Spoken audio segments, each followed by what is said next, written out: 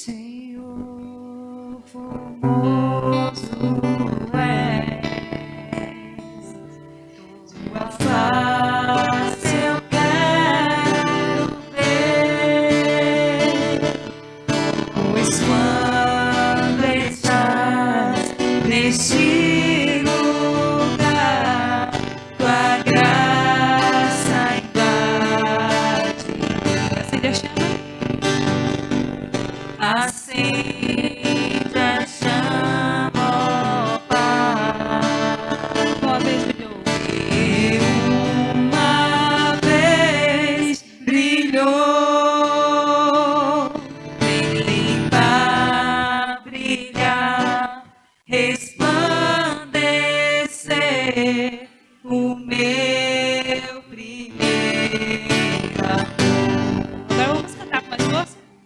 Senhor, formoso és, tua face eu quero ver. Por quê? Pois quando estás neste lugar, tua graça invade. Acende a chama. Acende a chama, ó Pai, que uma vez brilhou, vem limpar, brilhar, resplandecer o meu primeiro amor. Acende a chama, Pai. Acende a chama, ó Pai,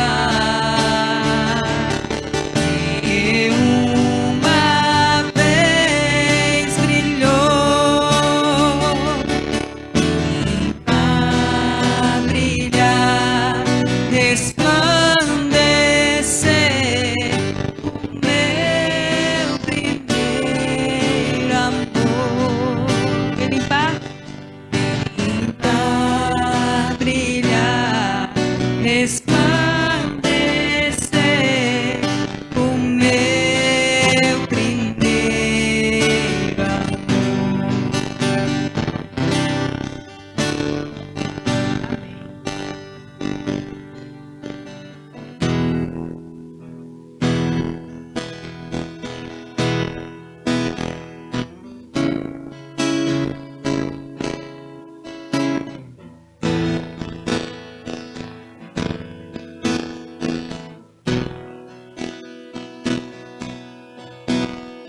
Teus olhos revelam que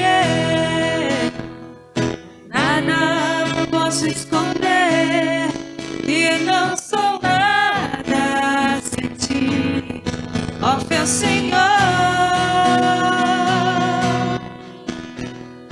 Tudo sabes de mim, quando sondas meu coração, e tudo podes ver bem dentro de mim. Leva minha vida a uma só verdade, pois quando me sondas, nada posso ocultar. Sei que a tua fidelidade leva minha vida mais além que eu possa imaginar.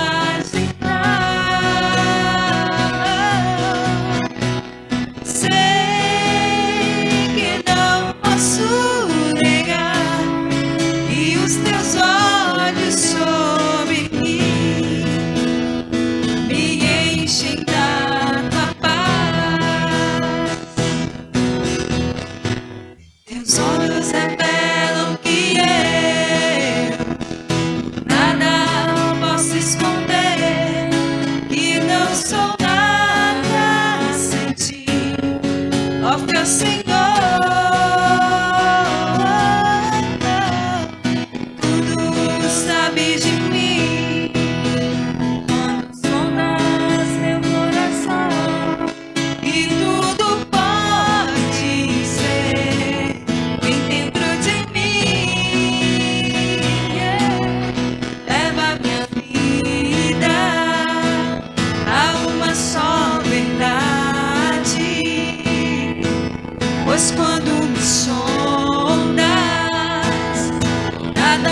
ocultar.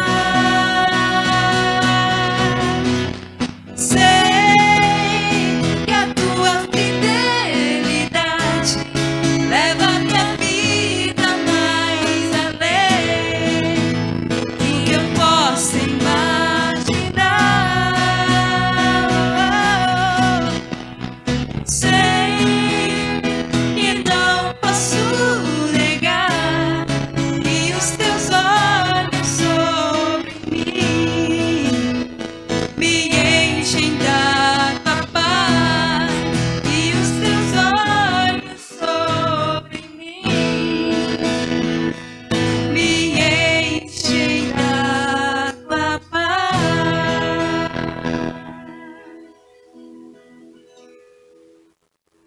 Amém, irmãos? Pode sentar.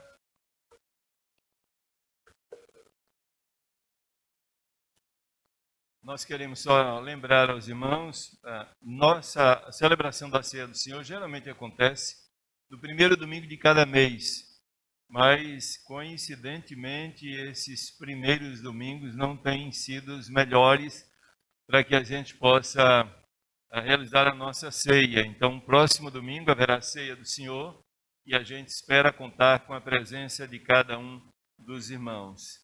Aqueles irmãos que estão em seus lares e, portanto, impossibilitados por uma razão ou outra de estarem aqui no culto, podem comprar o seu pão, o suco de uva e participar conosco da celebração da Ceia do Senhor. Próximo domingo, durante o culto, portanto, estaremos trazendo à nossa memória todo o sacrifício vicário de Cristo.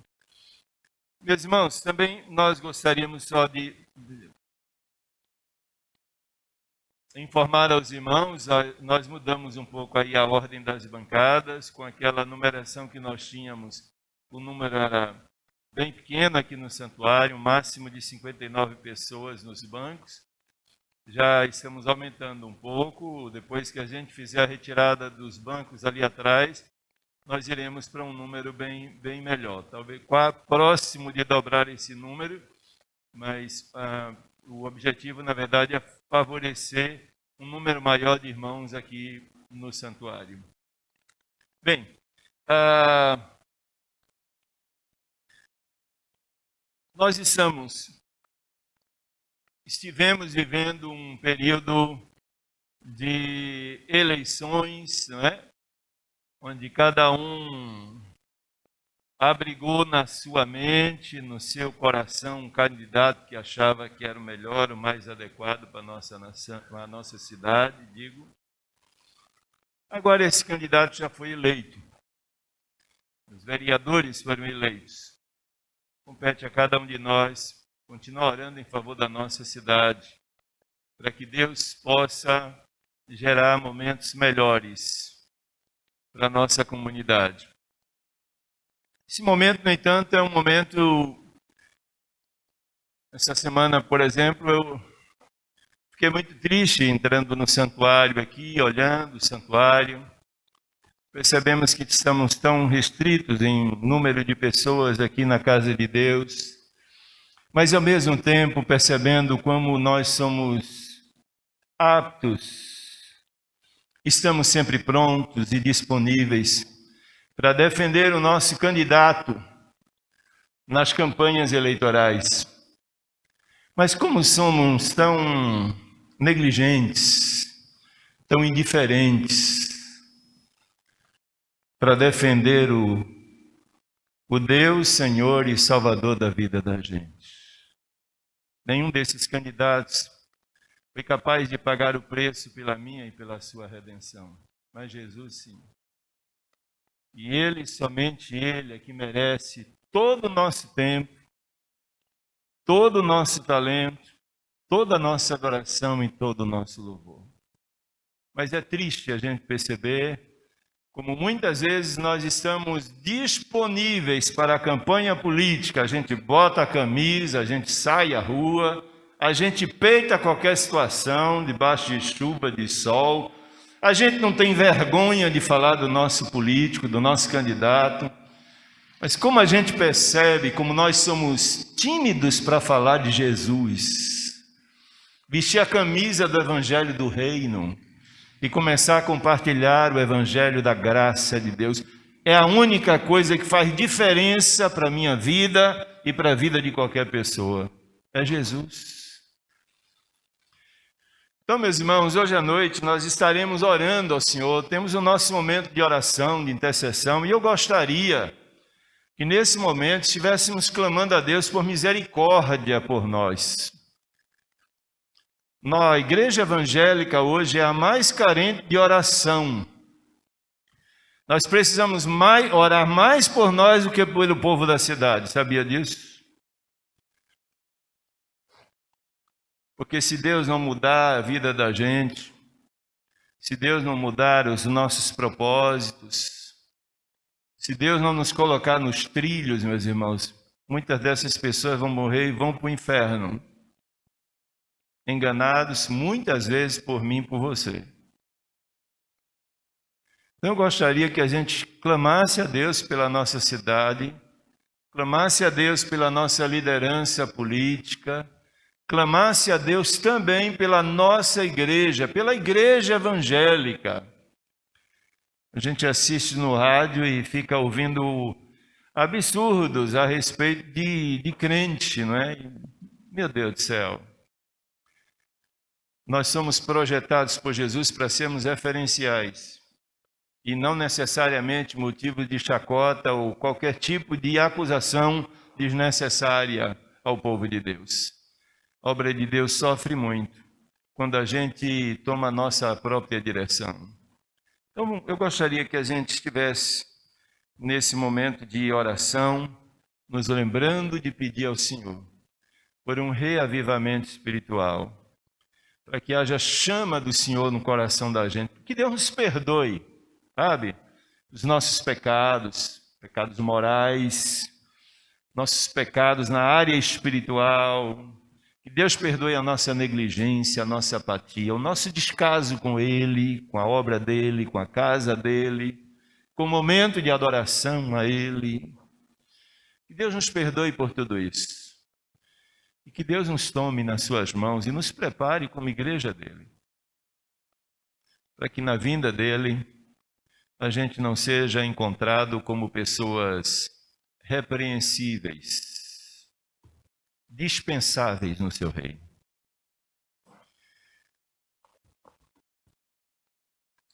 Nós temos alguns pedidos de oração.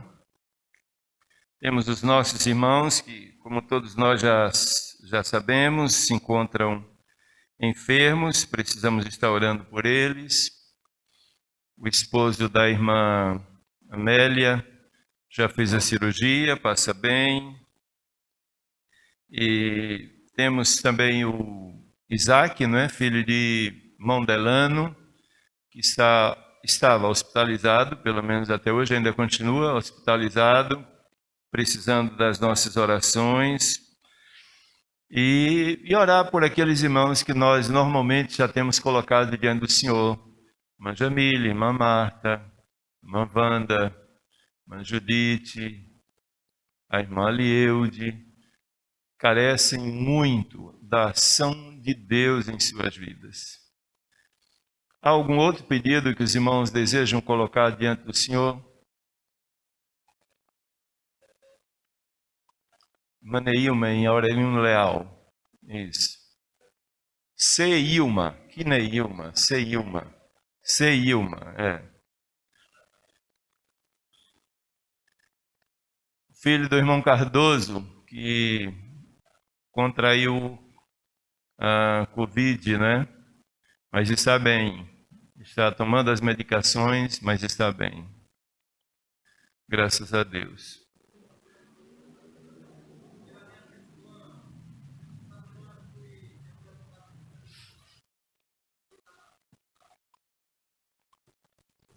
Ok.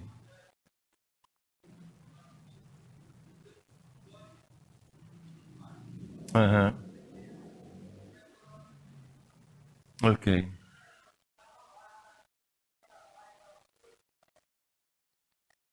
Não entendi.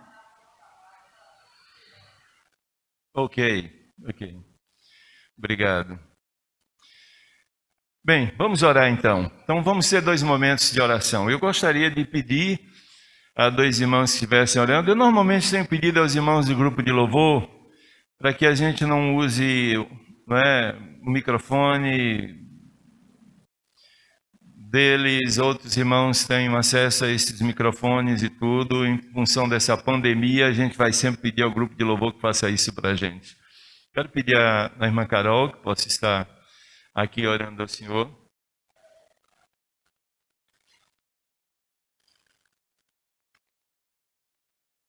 Vamos pedir a você, Poliana, que faça isso também. Nós estaremos orando. A irmã Poliana, eu queria que pedisse que ela estivesse orando pela igreja do Senhor. Precisamos ser tão despertados, irmãos.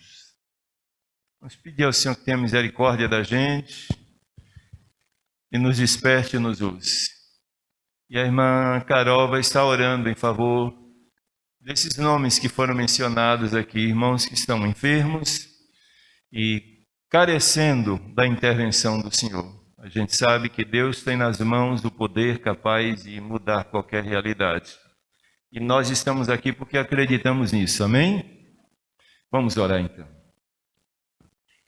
Senhor, nosso Deus, nosso Pai, graças te damos, Senhor, por mais um dia, por mais um momento de culto em que nós temos o privilégio de nos reunir, Pai, na Tua presença, sabendo que o Senhor está em nosso meio, que o Senhor está a nos ouvir, ó Pai, a receber, ó Deus, o culto que viemos prestar ao Senhor.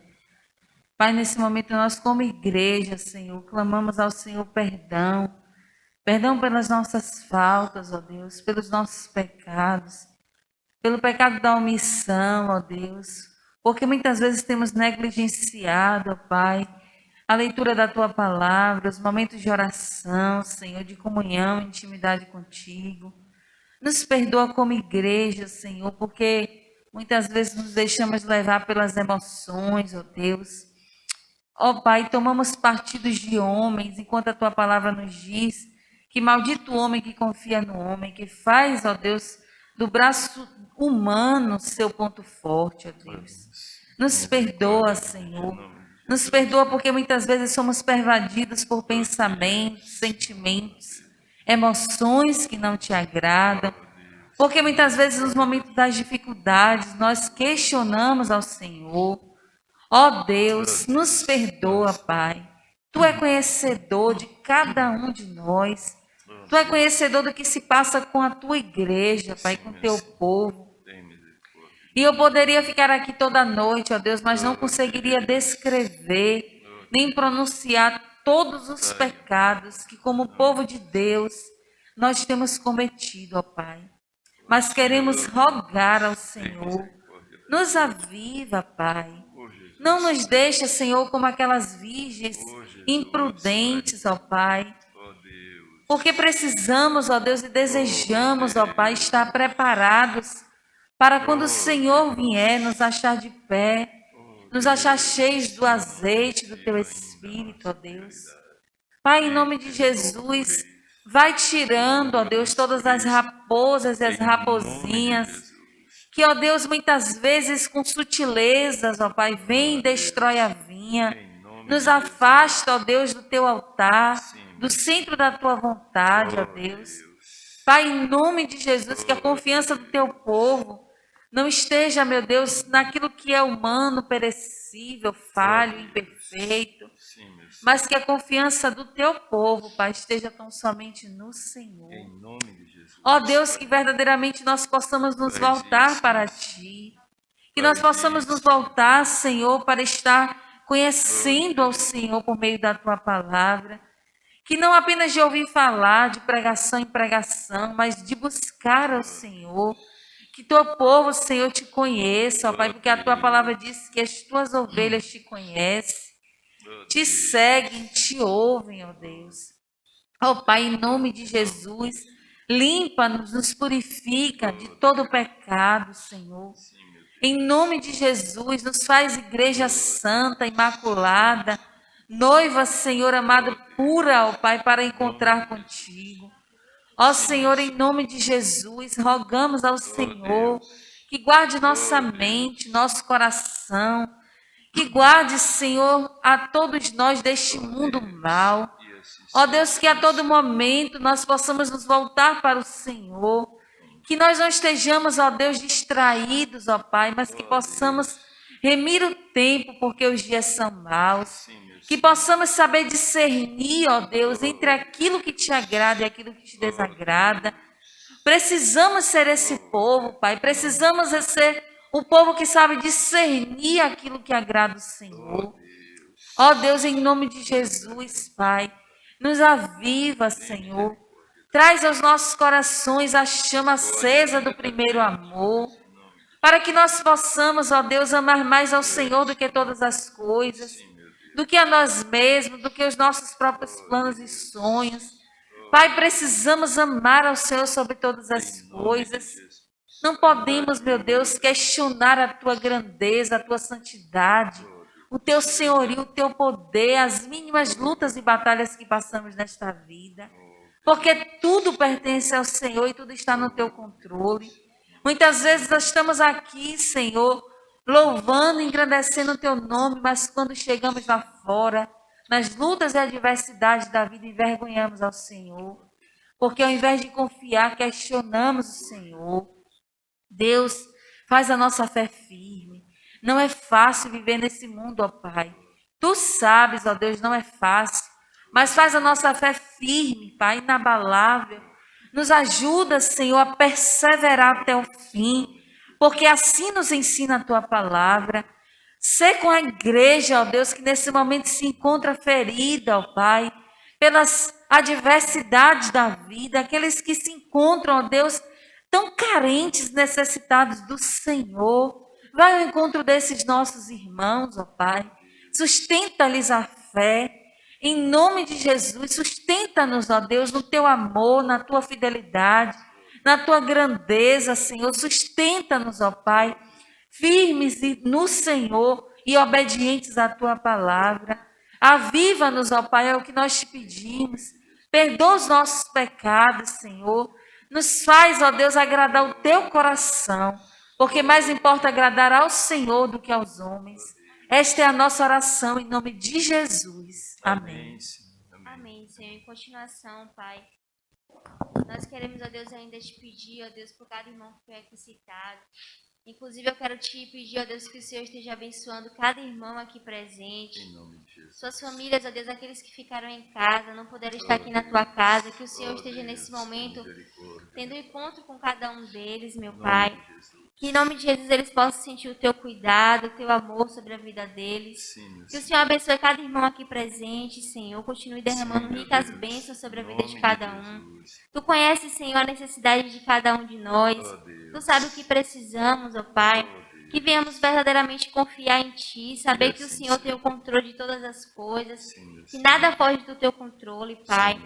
Em especial, Pai, eu quero te agradecer pela vida da irmã Jamile. Muito obrigado pela boa recuperação que o Senhor tem dado a ela. Muito obrigado porque o Senhor tem ouvido as nossas orações. Muito obrigada também, ó Deus, pela vida da irmã Maria, porque eu creio que o Senhor já está fazendo a obra na vida dela. Muito obrigada, Deus, pela vida da irmã Marta, que o Senhor tem sustentado ali a cada dia, tem renovado as forças dela a cada manhã, Pai. Muito obrigada, Deus, por cada irmão que o Senhor tem, ó Deus, operado um grande milagre a cada manhã, Deus. Nós queremos ainda, Senhor, te pedir pela vida do irmão Keké, Senhor, a vida do teu servo está nas tuas mãos. Faz da vida dele conforme o teu querer, Pai. Em nome de Jesus, vem repreender toda enfermidade, Senhor, que ele seja curado por completo. Em nome de Jesus. Ó Deus, que em cada procedimento a tua mão esteja sobre ele, usando os médicos e toda a equipe médica, Senhor. Deus, em nome de Jesus, toma também a vida da irmã Marilene, Pai. Continua operando um milagre na vida dela. Eu creio, Deus, no teu poder sobre a vida da tua serva, Senhor. Toma a vida da irmã Wanda, Senhor. Só tu sabes quantas dores ela tem sentido, Senhor. Não tem sido fácil. Mas em nome de Jesus, Pai, vem aliviar essas dores, Senhor. Vem derramar o máximo de cura sobre a vida da tua serva, Senhor. Toma a vida também da irmã Judite, Pai. Muito obrigada, Senhor, porque o teu carinho, o teu amor, o teu cuidado para com a tua serva tem sido enorme. Nós podemos perceber isso a cada dia. Então, Deus, continua abençoando e sustentando a tua serva, Sim, Pai. meu Deus. Deus, o Senhor sabe, ó Deus, cada pedido que foi colocado aqui, o Senhor já ouviu, o Senhor sabe de cada necessidade. Então, Senhor, vem nos responder conforme o teu querer, Deus. Tu és o mesmo de ontem, de hoje será eternamente. Tu és a nossa esperança, Senhor. Tu és tudo o que nós precisamos. Tu és o nosso refúgio, Pai. E é por isso que estamos aqui nessa noite para clamar ao Senhor, Deus, que tenha misericórdia de nossas vidas, Pai. Nós reconhecemos que sem Ti nada somos e nada podemos fazer. Nós reconhecemos que o Senhor é a nossa alegria, ó Deus. E que em nome de Jesus, ó Deus, a cada dia nós viemos se aproximar mais de Ti e Te amar acima de todas as coisas. Eu quero também, Senhor, aqui Te agradecer diante da Tua igreja, Pai. Ontem eu não me senti muito bem. Mas a Tua mão sobre a minha vida, ó Deus, eu percebi, ó Deus, a Tua graça sobre a minha vida naquela noite. E muito obrigada, ó Deus, porque eu estou aqui nesse momento na Tua casa para glorificar o Teu santo nome, Pai. Graças eu Te dou, Senhor, por tudo. Continua abençoando a Tua igreja, a vida do pastor, da sua família, Pai, derramando ricas bênçãos sobre a vida dele e de toda a sua família, Pai. E aqueles pedidos, Senhor, que foi colocado aqui, que nesse momento eu não me recordo, que o Senhor venha, em nome de Jesus, entrar com providência, Pai, e nos responder, Pai. Nós Te louvamos e desde já Te agradecemos pela Tua resposta, em nome de Jesus. Amém. Amém. Amém. É isso que a palavra de Deus diz: e buscar-me-eis e me achareis quando me buscardes de todo o vosso coração. É assim que a gente acredita e é assim exatamente que acontece na vida de um servo de Deus. Vamos abrir a palavra de Deus na carta do apóstolo Paulo aos Gálatas, no capítulo 5, verso 16 ao verso 25. Carta do apóstolo Paulo aos Gálatas, capítulo 5, do verso 16 ao verso de número 25. Eu irei ler os versos pares e os irmãos em uníssono farão a leitura dos versos ímpares.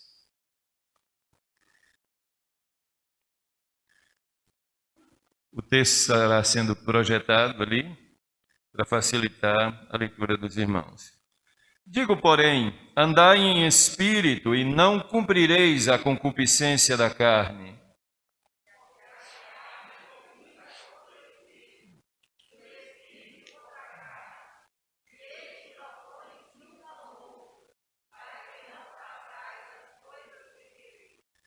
Mas se sois guiados pelo Espírito, não estáis debaixo da lei.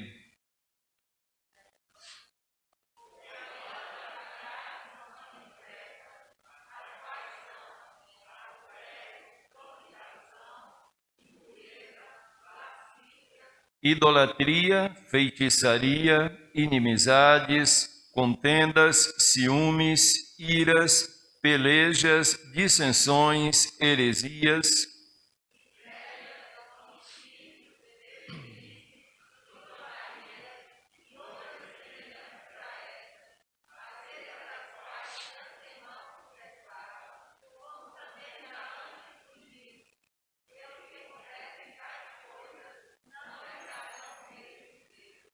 mas o fruto do Espírito é amor, gozo, paz, longanimidade, benignidade, bondade, fé, mansidão, temperança.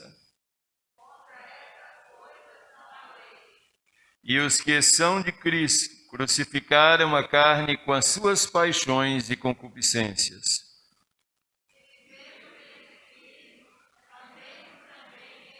Que Deus nos ajude não só a entender esse texto, mas a aplicar suas verdades na vida de cada um de nós. Amém? Vamos continuar cantando ao Senhor, meus irmãos. Vamos convidar o grupo de louvor. Juntamente com esses irmãos, vamos celebrar o Deus da nossa vida. Mas vamos fazer isso com alegria, não é? Vamos fazer isso com muita alegria. Estamos na presença do Senhor. E a Bíblia diz que na presença dele há abundância de alegrias. E se nós sentimos essa alegria, essa gratidão, esse prazer de estar na presença do Senhor, a gente precisa colocar isso para fora, nesse momento de celebração, de adoração, de louvor ao Senhor.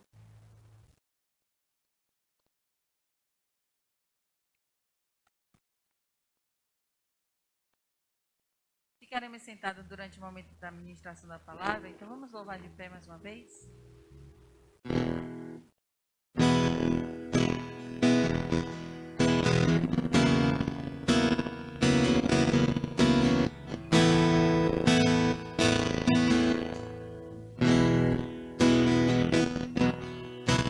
Seja engrandecido, ó Deus da minha vida, Tu és o Deus da minha salvação.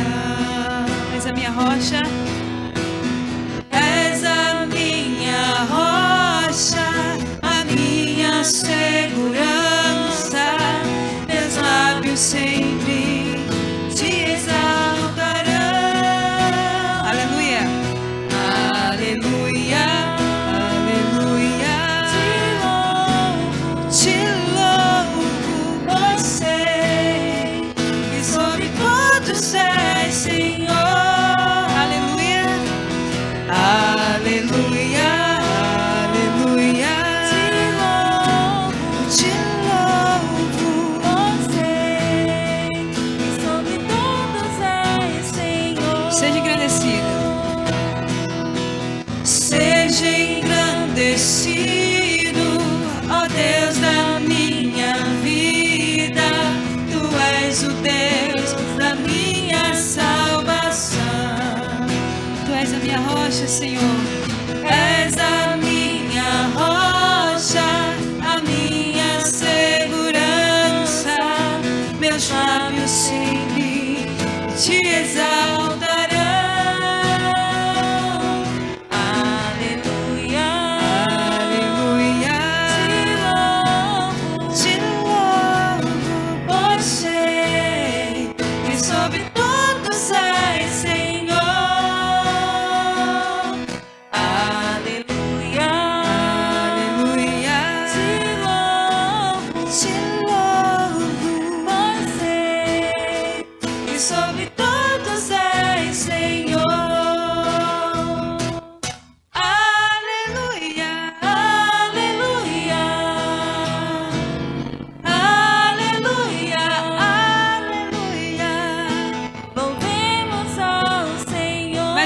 Só a igreja. Aleluia, aleluia, aleluia, aleluia. Louvemos ao Senhor. Todo mundo junto. Aleluia, aleluia, aleluia, aleluia. Louvemos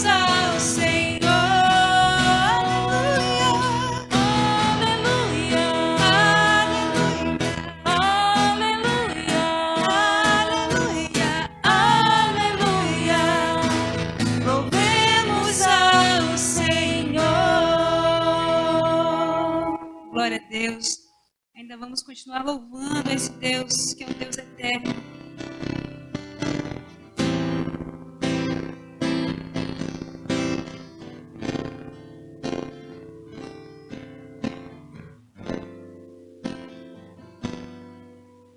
Ó Deus, Tu és o meu Deus forte, a minha fortaleza, minha alma tem sede de Ti, Senhor, com júbilo nos lábios, Te louvo, ó meu Deus, debaixo de Tuas asas, encontro abrigo. Te louvo, eu te bendigo, porque sei és comigo, ó Senhor. Glórias ao Deus eterno. Te louvo, eu te bendigo, porque sei que és bendito, ó Senhor. Glórias ao Deus eterno, eterno, ó Deus eterno. Glória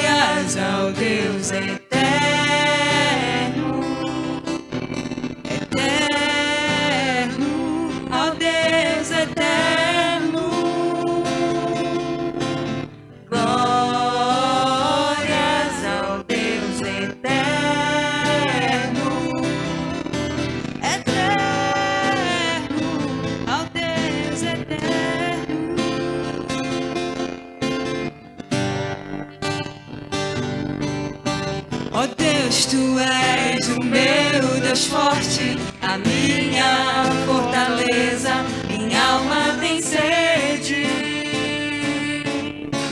de ti, Senhor, com júbilo nos lábios, te louvo, ó meu Rei, debaixo de tuas asas encontro abrigo. Te louvo, eu te bendigo, porque sei que és bendito, ó Senhor. Glórias ao Deus eterno.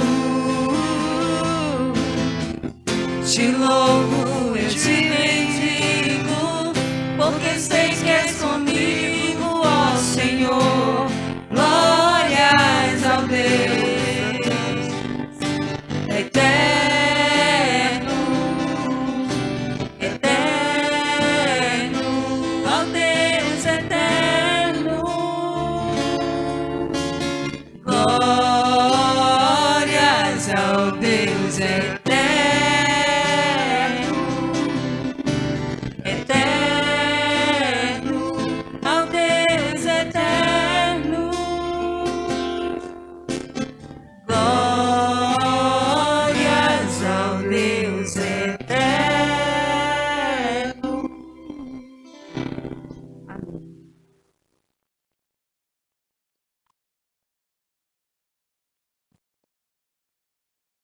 Vamos abrir ainda a palavra de Deus, irmãos, em 1 Tessalonicenses, capítulo 1, verso 1 até o verso 4. 2 Tessalonicenses, digo, capítulo 1.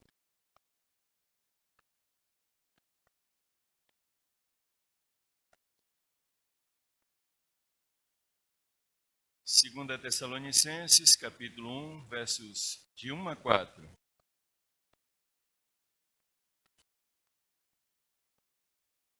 O texto diz assim: Paulo e Silvano e Timóteo, a igreja dos Tessalonicenses em Deus nosso Pai e no Senhor Jesus Cristo. Graça e paz a vós da parte de Deus nosso Pai e da do Senhor Jesus Cristo. Sempre devemos, irmãos, dar graças a Deus por vós, como é justo, porque a vossa fé cresce muitíssimo e o amor de cada um de todos vós aumenta de uns para com os outros. De maneira que nós mesmos nos gloriamos de vós nas igrejas de Deus por causa da vossa paciência e fé, e em todas as vossas perseguições e aflições que suportais. Amém? Amém, irmãos? Bem, é o seguinte, nós estudamos a primeira carta de Paulo aos Tessalonicenses, vimos qual foi a intenção de Paulo a escrever essa primeira carta. Agora estamos na segunda carta de Paulo. E nessa segunda carta ele vai lidar com questões muito parecidas com a da primeira carta. Dizem os estudiosos que essa carta foi escrita provavelmente nos anos 50, 51 depois de Cristo. E o objetivo dessa carta era corrigir alguns mal-entendidos que havia se apresentado na igreja de Tessalônica em função da primeira carta de Paulo. Quando Paulo escreve a primeira carta, estava vendo ali algumas incompreensões a respeito de algumas questões importantes alusivas à vida cristã.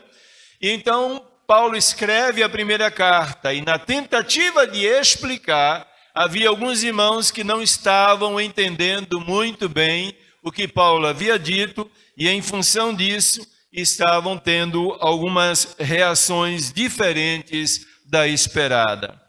Então, essa segunda carta de Paulo vai tratar sobre 3 questões importantes. São 3 capítulos. Em cada capítulo ele vai abordar uma dessas questões. A primeira delas, a necessidade de encorajamento em meio a problemas, sofrimentos, dificuldades na vida daquela igreja. O segundo objetivo era sanar o conceito equivocado que alguns irmãos haviam absorvido a respeito do que novamente Paulo vai chamar de Dia do Senhor. E no terceiro capítulo, o apóstolo Paulo vai trabalhar agora sobre a maneira equivocada também como alguns irmãos estavam lidando com a segunda vinda de Jesus. É aquela tal questão que nós já mencionamos. Jesus virá então brevemente. Se é assim, então eu não preciso trabalhar, não preciso fazer nada em termos seculares, porque o Senhor está vindo, o que eu preciso é apenas ficar na minha casa, orar e esperar pela vinda dele. Bem, esses são os 3 assuntos que Paulo vai tratar nessa segunda carta. Mas a nossa intenção é trabalhar o primeiro capítulo e, portanto, a necessidade de encorajamento em meio às duras perseguições que aquela igreja estava experimentando. Bem, me chama a atenção logo de início o verso de número 3. O apóstolo Paulo vai dizer assim: sempre devemos, irmãos, dar graças a Deus por vós, como é justo, porque a vossa fé cresce muitíssimo e o amor de cada um, de todos vós, aumenta de uns para com os outros. Me chamou a atenção as 2 primeiras expressões de Paulo, graça e paz. Normalmente nós utilizamos essas expressões para nos saudar. Na rua, dentro da igreja, graça e paz, meu irmão. No púlpito, graça e paz, meu irmão. É interessante a gente perceber que essas expressões sempre estarão presentes nas cartas de Paulo, todas elas. E graça e paz reflete muito mais do que um desejo de Paulo. Reflete, na verdade, a realidade da nossa vida em Cristo. Graça não é nada mais, nada menos do que favor de Deus por nós. Um favor imerecido, é óbvio. Nenhum ser humano é capaz de poder dizer: eu mereço a graça de Deus, ou eu mereço ser perdoado por Deus, eu mereço ser filho de Deus, eu mereço fazer parte do céu, eu mereço fazer parte da família de Deus. Nenhum de nós merece coisa alguma da parte do Senhor. Esse é um ponto vital nas Sagradas Escrituras. Por isso é que Paulo trabalha a saudação em torno da graça. O objetivo é chamar a atenção daquela igreja para o fato de que, se aqueles irmãos estavam reunidos ali como povo de Deus, era por causa da graça de Deus. E eles não podiam de maneira alguma esquecer de que tudo que eles eram, que faziam, só poderia acontecer na vida deles por causa da graça de Deus. Sabe por que eu e você estamos na casa de Deus hoje à noite? Por causa da graça de Deus. Nós não merecemos estar aqui. Eu não mereço assumir esse púlpito, eu não mereço pregar a palavra para você. Vocês não merecem estar aqui na casa de Deus. Sabe por que nós podemos vir à casa do Senhor e adorar o seu nome? É por causa da graça dele. Sabe por que nós podemos pregar, podemos evangelizar, podemos servir a Deus dentro e fora do seu santuário? É por causa da graça de Deus. Porque é que nós oramos e Deus responde a nossa oração, atende muitas vezes as nossas súplicas. É por causa da graça de Deus. Nós não merecemos, mas Deus tem sido extremamente favorável conosco. É isso que Paulo quer trazer à mente daqueles irmãos. Sabe por quê? Porque quando a gente começa a passar, e essa é a realidade da igreja de Tessalônica, a gente começa a passar por problema na vida, dificuldade na vida, sofrimento na vida, perseguições e opressões de toda sorte, como a igreja de Tessalônica estava pensando, a gente começa a se perguntar e até perguntar a Deus: Senhor, por que eu estou passando por esse negócio? Que é isso?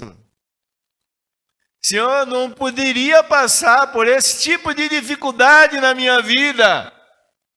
Eu sou um crente assim tão... Olha, eu não sou tão ruim, não. Sou melhor do que muita gente que eu vejo lá na igreja. O que Paulo está querendo dizer nessa saudação é a seguinte: você não é nada. Você não merece nada. Tudo que você alcança da parte de Deus é por causa da graça. E o que quando Paulo começa a saudar os irmãos, Paulo está dizendo: olha, que essa graça continue sendo derramada. Que o perdão de Deus, que a bondade de Deus, que a misericórdia de Deus, que o cuidado de Deus na sua vida, embora você não mereça, continue sendo derramado sobre você. É isso que Paulo está dizendo com essa saudação. Logo depois ele vai falar sobre a segunda expressão, paz.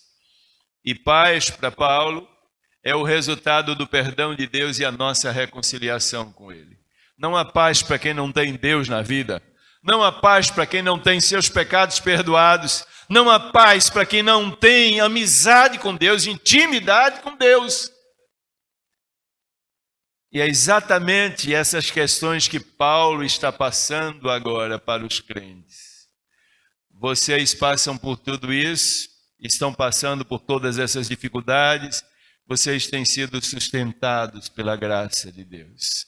E se em meio a todas as intempéries da vida, vocês permanecem com a fé inalterável, é por causa da graça de Deus. Seus corações não se desesperam diante da adversidade, é porque a paz do céu inundou suas vidas em função da manifestação da graça de Deus. E Paulo continua agora dizendo assim: sempre devemos, irmãos, dar graças a Deus por vós.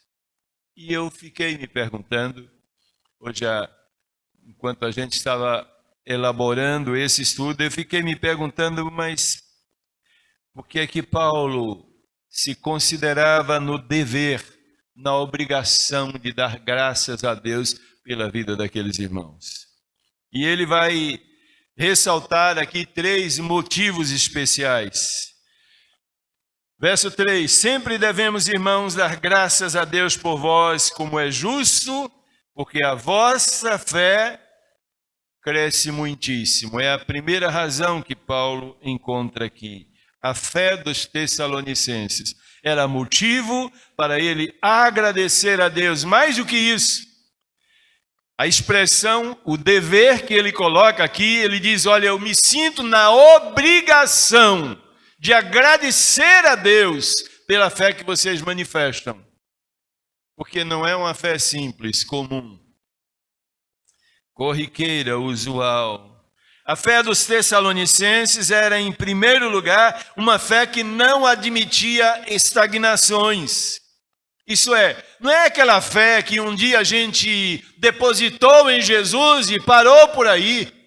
Tem crente que tem 30, 40 anos de vida cristã e a fé é a mesma daquela dos tempos iniciais da sua caminhada com o Senhor. Ele não cresceu em nada. Ele não progrediu em nada, não acredita em nada mais além daquilo que acreditava no início.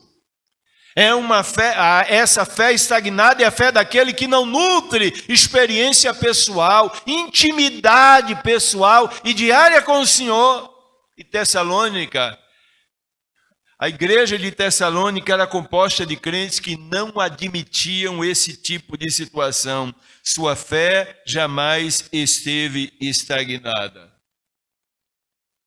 Se a gente der uma olhada aqui, primeira carta do apóstolo Paulo aos Coríntios, você der uma olhada no capítulo 3, e 1 aos Coríntios, no capítulo 3, os versos de 1 a 2, o apóstolo Paulo escreve em uma igreja que detinha na sua comunidade todos os dons espirituais.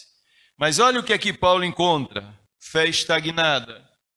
E eu, irmãos, não vos pude falar como a espirituais, mas como a carnais, como a meninos em Cristo. Com leite vos criei, não com carne, porque ainda não podeis, nem tampouco ainda agora podeis. Apesar dos muitos anos de convivência com a realidade cristã, apesar do tempo nutrido na presença do Senhor, se autodeclarando crentes em Jesus Cristo, mas aquela era uma igreja composta de gente que não se dava ao direito de crescer espiritualmente. Meus irmãos, isso tem muito a ver com as nossas igrejas, os tempos atuais. Paulo está chamando a atenção aqui para a fé extraordinária da igreja de Tessalônica, porque não era uma fé que se deixava, repito, estagnar, mas o que nós temos encontrado em nossos dias hoje são crentes de fé paralisada. Se a gente for falar sobre a última experiência que a gente teve com o Senhor e com a palavra do Senhor, a gente vai muitas das vezes se esforçar para tentar se lembrar da última vez em que nós tivemos um relacionamento bem estreito, em que a nossa fé foi verdadeiramente colocada à prova e que nós manifestamos convicção, certeza da presença e do cuidado de Deus. A igreja de Tessalônica, no entanto, mantinha uma fé que não admitia estagnações. Mas também aquela igreja fascinava Paulo porque era uma igreja cuja fé não admitia retroações. Não eram crentes que retroagiam diante dos problemas, das dificuldades. Se você leu o primeiro capítulo, você vai perceber que Paulo fala de problemas e dificuldades na vida daquela igreja, mas aqueles irmãos não retroagem, não andam para trás, não recuam, não abrem mão da fé. Eles continuam firmes no Senhor, não importa as dificuldades, os problemas. Provavelmente, eles deveriam estar se lembrando dos ensinos de Jesus passados para os discípulos e creio perfeitamente passados para Paulo naqueles 3 anos que Paulo ficou somente com Jesus lá na Arábia, recebendo do próprio Cristo ressuscitado todas as informações para a pregação do Evangelho. Jesus disse aos seus discípulos: aquele que lança a mão no arado e olha para trás, é o ato de retroagir. Não está apto para o meu reino. O escritor aos Hebreus escreve lá no capítulo 12, verso 16, a respeito do homem Esaú. Quando Esaú troca o direito de primogenitura por um prato de lentilhas, ele está literalmente abrindo mão das promessas de Deus, das bênçãos de Deus e, consequentemente, ele estava manifestando a ausência total de fé naquilo que Deus havia prometido para a sua vida. Ele seria um homem tremendamente abençoado, uma liderança espiritual na família. Mas ele abre mão de todas essas bênçãos porque simplesmente retroagiu. E a Bíblia diz que mesmo ele tendo se voltado aos pés do Senhor e clamado, chorado na presença do Senhor, o Senhor não concedeu a Esaú esse direito.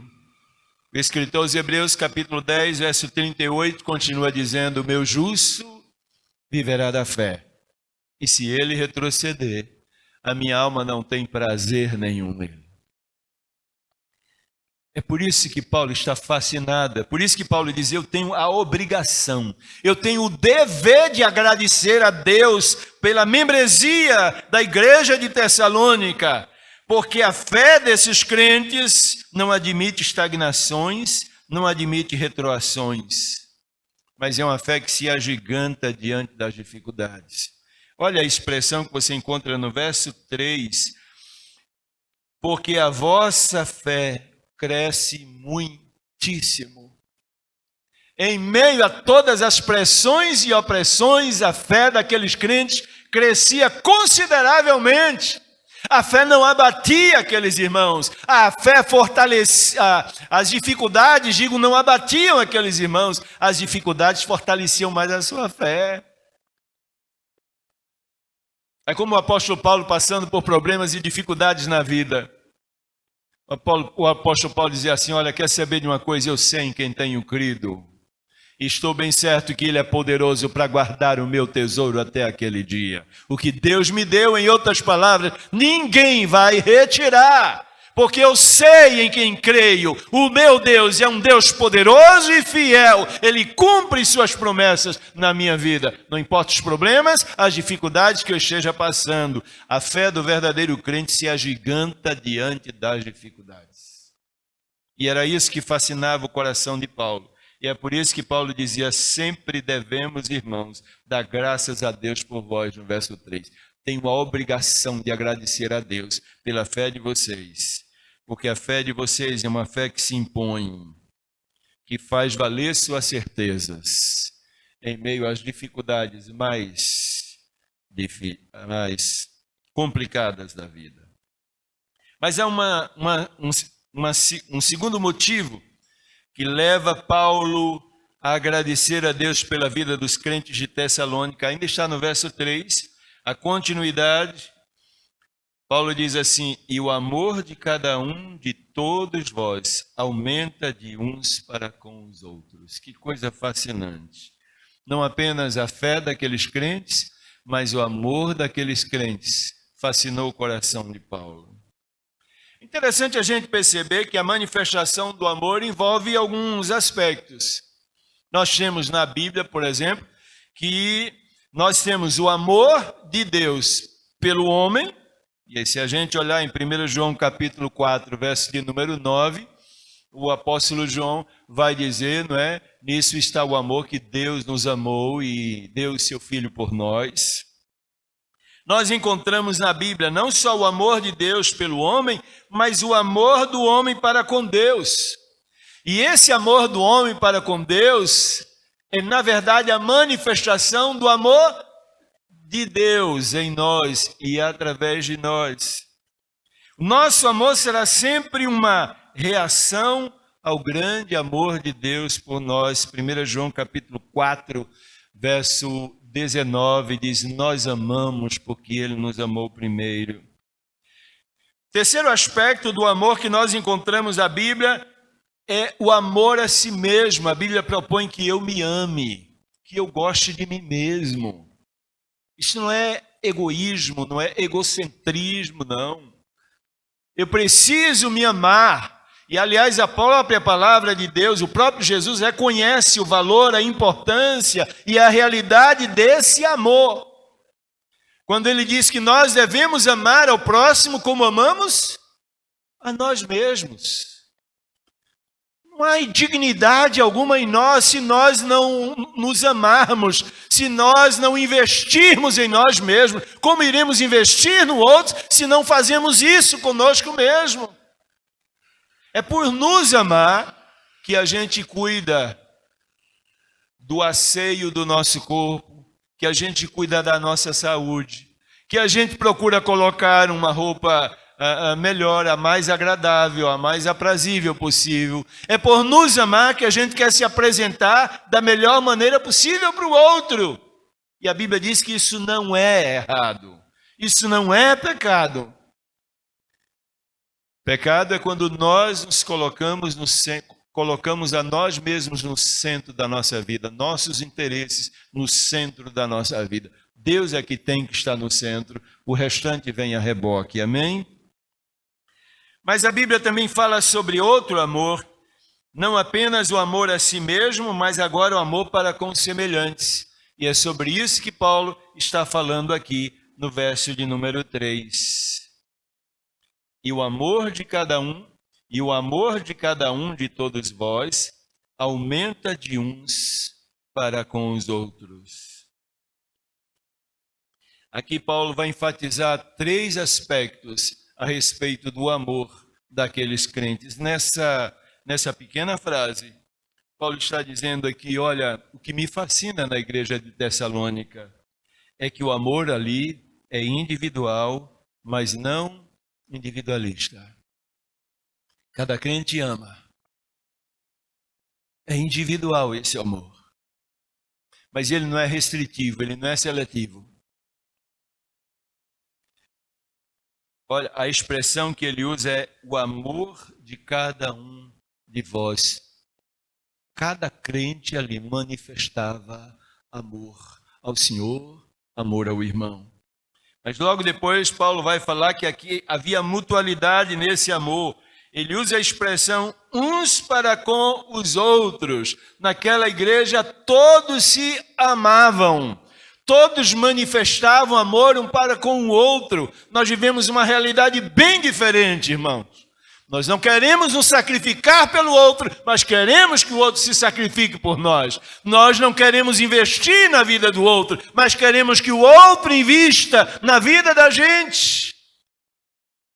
Aliás, quando muitas vezes viemos para a igreja, muita gente que vem para a igreja para receber da igreja alguma coisa. Eu quero receber uma oração que possa abrir porta de emprego para mim, para resolver meus problemas e minhas dificuldades. Estamos vivendo uma realidade cristã muito distante da realidade da palavra de Deus. Aqueles crentes amavam o Senhor, mas aqueles crentes amavam, todos amavam um ao outro. Aquela igreja podia ser reconhecida facilmente como a comunidade do amor. Eu amo você e você me ama. Era assim com todos eles, e isso é que fascinava o apóstolo Paulo. Mas havia também intensidade nesse amor, porque o apóstolo Paulo vai usar a expressão aqui, que esse amor de cada um, de todos vós, aumenta de uns para com os outros. Aumenta. É intenso. É amor que não cessa de se manifestar. O amor de ontem é menor do que o amor de hoje, que vai ser menor do que o amor de amanhã, que vai ser menor do que o amor da próxima semana, que será menor do que o amor do próximo mês e que será muito menor do que o amor do próximo ano. É um povo que se deixava possuir pelo seu Deus, de tal maneira que o amor de Deus estava não somente impregnado na vida deles, mas era manifestado claramente nos seus relacionamentos interpessoais. E isso retratava exatamente o sonho de Jesus em João 13, verso 35, quando Jesus disse: nisso todos conhecerão que sois meus discípulos, se vos amardes uns aos outros. Eu e você somos reconhecidos como discípulos do Senhor pela comunidade secular, pelo amor que demonstramos um para o outro. Então a pergunta é: como nós temos sido reconhecidos lá fora? Qual é a visão que essa cidade tem a respeito da igreja do Baitaba? É a igreja dos crentes que acreditam? É a igreja dos crentes que amam verdadeiramente? Ou é a igreja dos crentes que falam sobre fé e falam sobre o amor, mas não vivenciam isso na sua praxis diária?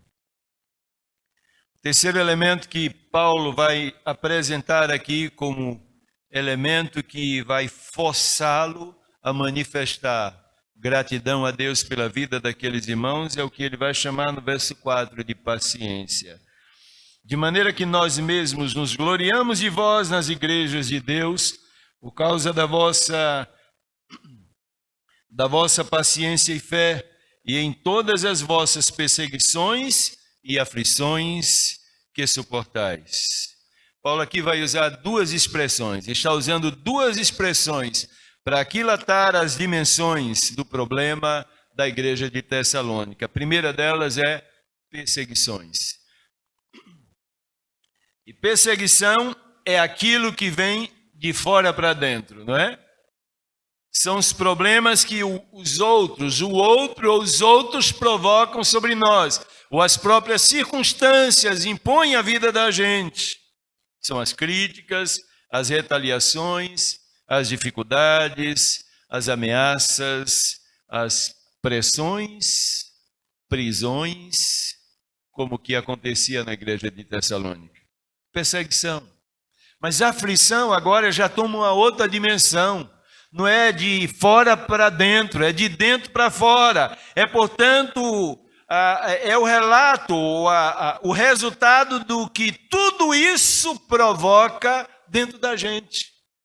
Quando eu sou criticado, quando eu sofro retaliações, quando eu recebo ameaças, quando eu sou preso, quando tudo isso acontece na minha vida, como eu reajo?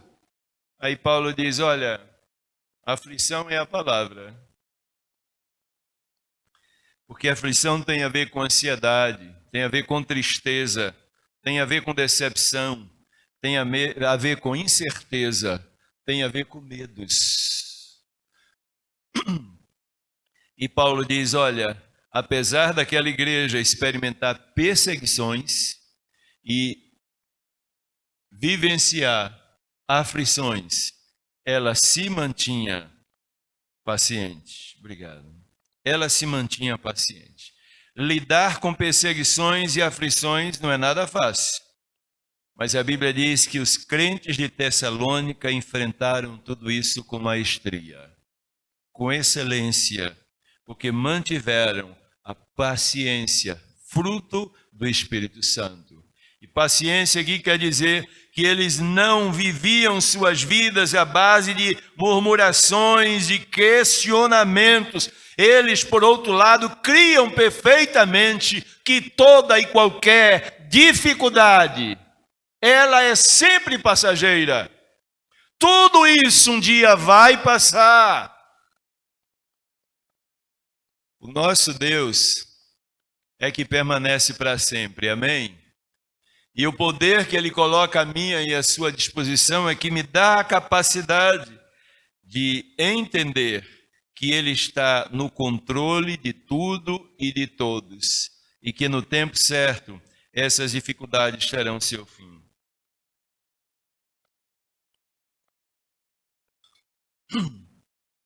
Por isso que Paulo olha para a fé daqueles irmãos, para o amor e para a paciência, e ele simplesmente diz, sempre devemos, irmãos, dar graças a Deus por vós. Sempre devemos, repito, tenho a obrigação de agradecer a Deus por vocês. Por causa da fé, do amor e da paciência de vocês. Será que se algum irmão em Cristo hoje, mesmo na nossa igreja, olhar para a vida da gente, ele será capaz de dizer assim, meu irmão, eu dou graças a Deus pela sua vida.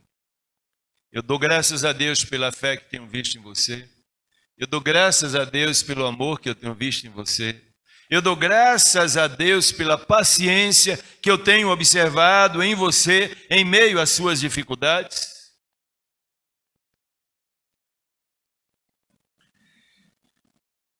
O apóstolo Paulo diz que tudo isso tem recompensas para a vida da gente.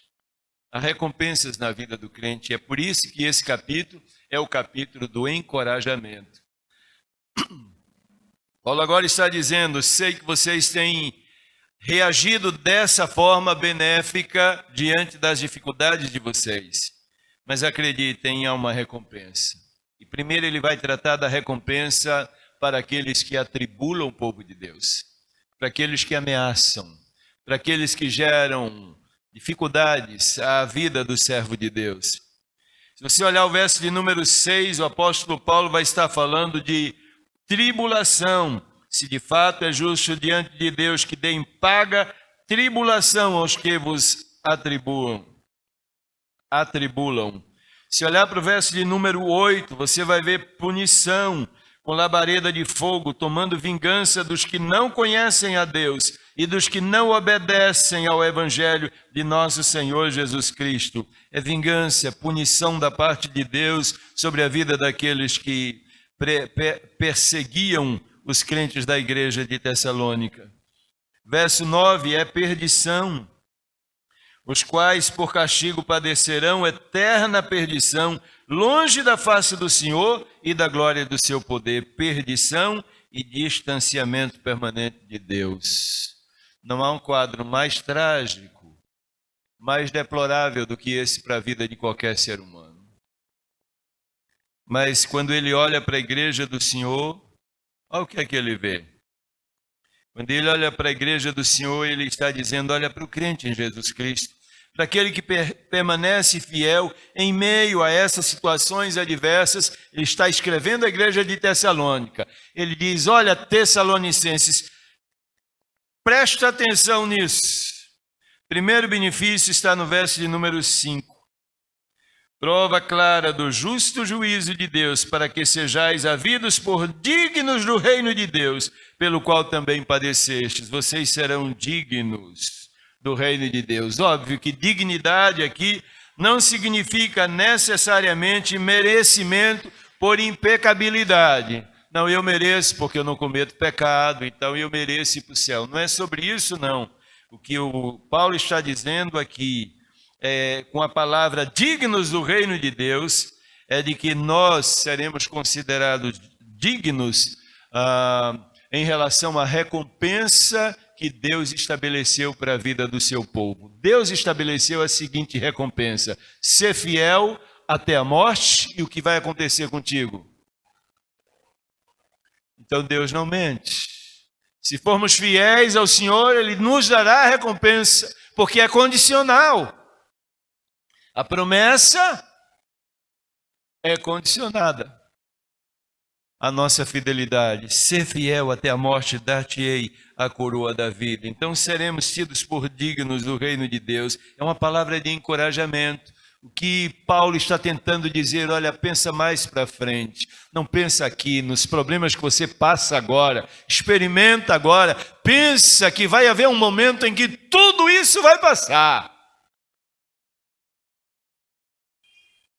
E o que vai estar à sua disposição é reino de Deus, domínio de Deus, controle de Deus, senhorio absoluto sobre tudo e sobre todos. A segunda coisa que Paulo vai colocar, a segunda recompensa que Paulo coloca, está no verso 7. E vós que sois atribulados, descanse convosco, quando se manifestar o Senhor Jesus, desde o céu com os anjos do seu poder. Seremos recompensados com esse descanso pela vinda de Jesus. Enquanto estivermos aqui, problemas e dificuldades. Jesus disse, no mundo tereis aflições. Aqui nós vamos ter dificuldade, problema. Aqui enfrentaremos ameaças, aqui enfrentaremos discriminações, aqui nós enfrentaremos toda sorte de dificuldades. Mas quando Jesus vier na sua segunda vinda para buscar a sua igreja, aí Paulo está dizendo, será apenas descanso para a gente. Não teremos mais esse tipo de retaliações na vida da gente. E finalmente Paulo vai dizer, olha, o verso de número 10, quando vier para ser glorificado nos seus santos e para se fazer admirável, naquele dia em todos os que creem, o quanto nosso testemunho foi crido entre vós. Jesus será glorificado, diz o texto, através da sua igreja. E interessante que Paulo está colocando aqui que quando aqueles que perseguiam os crentes de Tessalônica, todos aqueles que perseguiram os crentes de Tessalônica, na segunda vinda de Jesus, verão o Senhor Jesus, cheio de graça e glória. E esses crentes de Tessalônica estarão com o Senhor. E eles ficarão admirados pelo fato de perceberem que o Rei dos Reis e o Senhor dos Senhores é Rei e é Senhor sobre a vida dos crentes de Tessalônica. Que todas as promessas que foram dadas para aquela igreja estarão agora se cumprindo cabalmente na vida de cada membro daquela comunidade. E aí Paulo vai finalizar então essa carta nesses dois últimos versículos, fazendo uma oração, manifestando um desejo espiritual, muito pessoal, em relação àquela igreja. Verso 11, por isso também rogamos sempre por vós, para que o nosso Deus nos faça digno da sua vocação e cumpra todo o desejo da sua bondade e a obra da fé com poder. Em síntese, Deus vai cumprir sua vontade na vida do seu povo. Essa vontade que é boa, é agradável, é perfeita, vai se cumprir na minha vida, na sua vida, na vida de cada um de nós. A proposta de Paulo é: tira o foco do que está acontecendo agora contigo. Tira o foco do que está em teu entorno. Para de pensar nisso. A proposta do escritor aos Hebreus é a mesma de Paulo, olhando para Jesus, o autor e o consumador da nossa fé. Nossos olhos têm que estar voltados nele, porque nós cremos que a vontade dele é boa, é agradável e perfeita para conosco. Amém? A segunda oração que Paulo vai fazer está no verso 12, para que o nome de nosso Senhor Jesus Cristo seja em vós glorificado, e vós nele, segundo a graça de nosso Deus e do Senhor Jesus Cristo. Jesus glorificado através, e não apenas na vida do seu povo, mas através da vida do seu povo. É a oração de Paulo. Por que ele está dizendo isso agora? Jesus sendo glorificado através da vida do seu povo.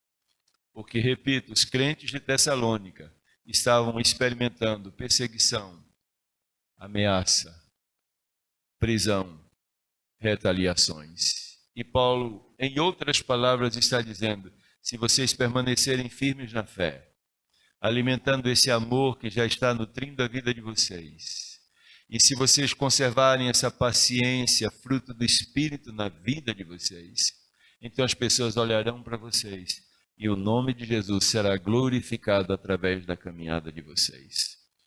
Essa oração de Paulo é proposta de Deus para minha e para a sua vida também, meu irmão. A gente não sabe o que cada pessoa passa, quais são os problemas, quais são os questionamentos, quais são as dificuldades pessoais, o que se passa na mente, no coração de cada um, a gente não sabe. A gente pode muitas vezes conhecer o problema, mas a gente não sabe a aflição que o problema gera, não é? Como se está reagindo a cada uma dessas situações. O que Paulo pede é o seguinte: mantenha firme a fé, mantenha firme o amor, mantenha firme a esperança, a paciência, porque o tempo de Deus vai chegar. Amém? Esperei com paciência no Senhor, e Ele se inclinou para mim e ouviu o meu clamor. Esse é o nosso Deus. Esse é um dos versículos que eu fico mais fascinado na Bíblia. É por esse versículo do Salmo 40, verso 1. Você já prestou atenção nele? Esperei com paciência no Senhor e Ele se inclinou para mim e ouviu o meu clamor. Sabe o que é que isso significa? Olha direitinho para cada palavra desse texto. Eu esperei em Deus. Esperei por uma resposta de Deus.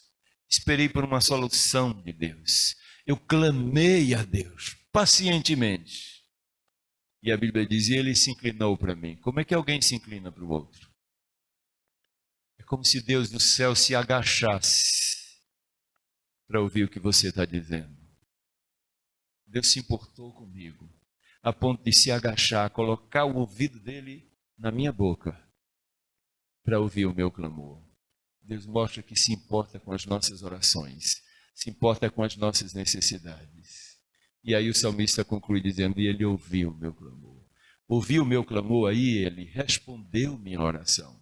Se você for olhar os versos seguintes, vai dizer: tirou-me de um lago, não é? De um lamaçal, pôs os meus pés sobre uma rocha, e vai falar-se uma série de benefícios que o Senhor trouxe para a vida do salmista. Nosso Deus é assim. E é esse Deus que Paulo está inserindo agora na realidade dos crentes de Tessalônica. Não tenham receio algum pelos problemas e dificuldades que vocês estejam passando. Permaneçam firmes na fé, no amor e na paciência. E o Senhor concederá no tempo dele a vitória devida a cada um de nós. Amém? Que Ele nos abençoe. Vamos orar ao nosso Deus, colocar diante dele a vida da gente, necessidades da gente, problemas da gente, questionamentos da gente, dúvidas da gente, desejos que há no coração da gente. Vamos pedir isso individualmente ao Senhor. Coloca a sua vida diante dele nesse momento que você está passando, as dificuldades que você está vivendo, os impactos que isso está provocando dentro de você. Mas ore acreditando que o nosso Deus tem o controle de tudo. Ele é Senhor de tudo e de todos. E nenhum problema permanece de pé quando ele simplesmente declara: basta. Pai, nós nos colocamos diante do Senhor. Nos colocamos como servos teus. Não temos mérito nenhum, meu Pai, mas temos a certeza absoluta de que aquilo que o Senhor diz na sua palavra é verdade. E nós estamos nos colocando diante do Senhor, crendo na verdade da tua palavra, que diz que quando nós nos prostrássemos diante da tua presença e clamássemos a ti em nome de Jesus, o Senhor nos ouviria e responderia a nossa súplica. Pai, visita cada servo teu nessa noite. Ó Deus, visita cada mente, cada coração, cada alma nessa noite. O Senhor conhece tudo que se passa dentro de cada um de nós. O Senhor sabe perfeitamente os questionamentos que nós temos. O Senhor sabe a dimensão dos problemas que vivemos. Mas nós também queremos dizer ao Senhor que nós cremos na tua misericórdia, na tua graça, na tua bondade e no teu grande poder e capacidade de reverter todas as coisas. Age na vida da gente, Pai. Tira as nossas dúvidas e aumenta a nossa fé. Tira de nós o egoísmo e aumenta em nós o amor. Tira de nós a inquietação e nos dá a paciência do teu Espírito Santo, para que em nós e através de nós o nome do Senhor, e somente o nome do Senhor, receba a honra, o louvor e a glória que o Senhor merece. É o que nós oramos, mas oramos desde já agradecidos no nome e para a glória de Jesus. Amém. Amém. Deus abençoe, irmãos. Estamos chegando ao final do culto dessa noite. Gratos a Deus pelo privilégio de estarmos em sua casa. Que Deus abençoe a cada um.